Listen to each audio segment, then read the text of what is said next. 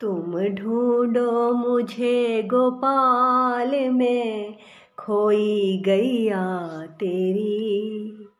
तुम ढूंढो मुझे गोपाल में खोई गैया तेरी। सुध लो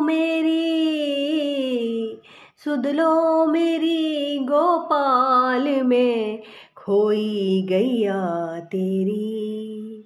तुम ढूंढो मुझे गोपाल में खोई गैया तेरी। तुम ढूंढो मुझे गोपाल में खोई गैया तेरी। पांच विकार से हाँ की जाए, पांच तत्व की ये देही। पांच विकार से हाँ की जाए, पांच तत्व की ये देही। बरबस भटकी दूर कहीं मैं, चैन न पाऊं अब के ही। पर्वत भटकी दूर कहीं मैं, चैन न पाऊं अब के ही। अब शाम भई गोपाल में व्याकुल गैया तेरी। अब श्याम भई घनश्याम में व्याकुल गैया तेरी। सुध लो मेरी गोपाल में व्याकुल गैया तेरी। अब शाम भई गोपाल में व्याकुल गैया तेरी। जित पाऊं तरवर की छाऊं। ये दिए सूक्त ऋग्वेद के 10वें मंडल का 129वां सूक्त है।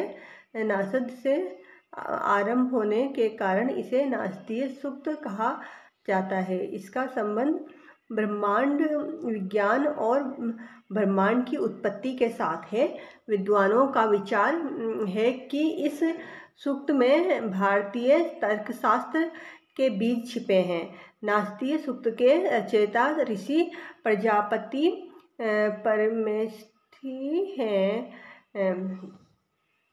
वैदिक साहित्य वेदों का संपूर्ण ज्ञान, ब्रह्मांड और उसकी उत्पत्ति। नासदीय सूक्त ऋग्वेद। ब्रह्मांड एक खुला स्थान है जिसकी कोई सीमाएं नहीं है, कोई अंत नहीं है। इसकी लंबाई, चौड़ाई, ऊंचाई और गहराई अनंत है, पर इसकी रचना कैसे और क्यों हुई। नासदीय सूक्त, जो कि सृष्टि की रचना के मंत्र के रूप में भी जाना जाता है, ऋग्वेद के 10वें मंडल का 129वां सूक्त है।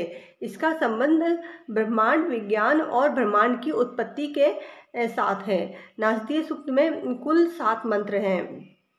नासदीय सूक्त के 7 मंत्रों की हिंदी में संक्षिप्त व्याख्या। इस जगत की उत्पत्ति से पहले ना ही किसी का अस्तित्व था और ना ही अनस्तित्व। मतलब इस जगत की शुरुआत शून्य से हुई। तब ना हवा थी, ना आसमान था और ना उसके परे कुछ था।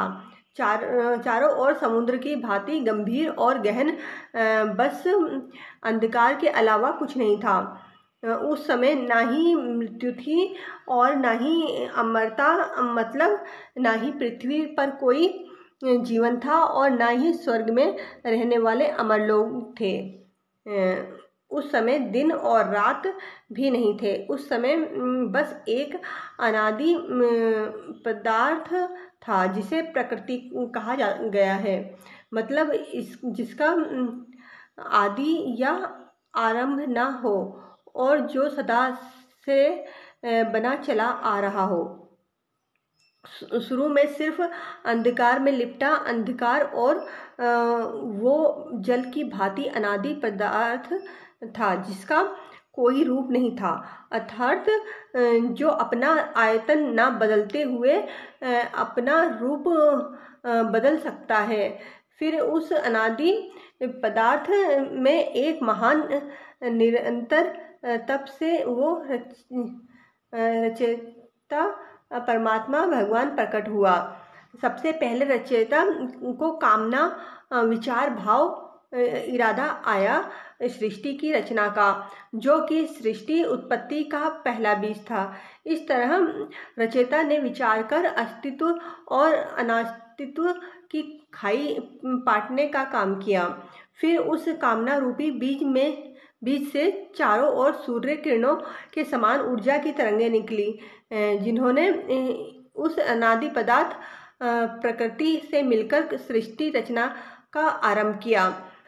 अभी वर्तमान में कौन पूरी तरह से ठीक बता सकता है कि कब और कैसे इस विविध प्रकार की सृष्टि की उत्पत्ति और रचना हुई, क्योंकि विद्वान लोग तो खुद सृष्टि रचना के बाद आए। अतः वर्तमान समय में कोई ये दावा करके ठीक निर्णय नहीं कर सकता कि सृष्टि बनने से पूर्व क्या था और इसके बनने का कारण क्या था। सृष्टि रचना का स्रोत क्या है, कौन है इसका कर्ता धर्ता, सृष्टि का संचालक अवलोकन करता ऊपर कहीं स्वर्ग में है बैठा है। विद्वानों, उसको जानो, तुम नहीं जान सकते हो, कौन जान सकता है।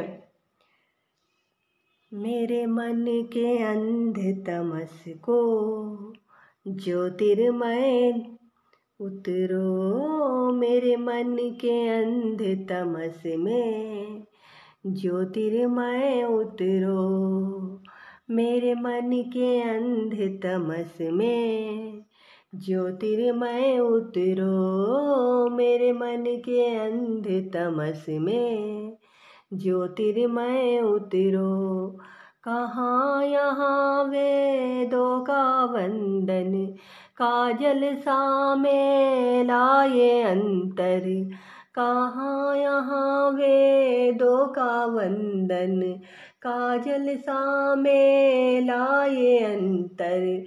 मेरे मन के अंधियारे को, मेरे मन के अंधियारे को ज्योतिर्मय निगलो, मेरे मन के अंध तमस में ज्योतिर्मय उतरो, मेरे मन के अंध तमस में ज्योतिर्मय उतरो, मेरे मन के अंध तमस को ज्योतिर्मय निगलो, मेरे मन के अंध तमस को ज्योतिर्मय निगलो।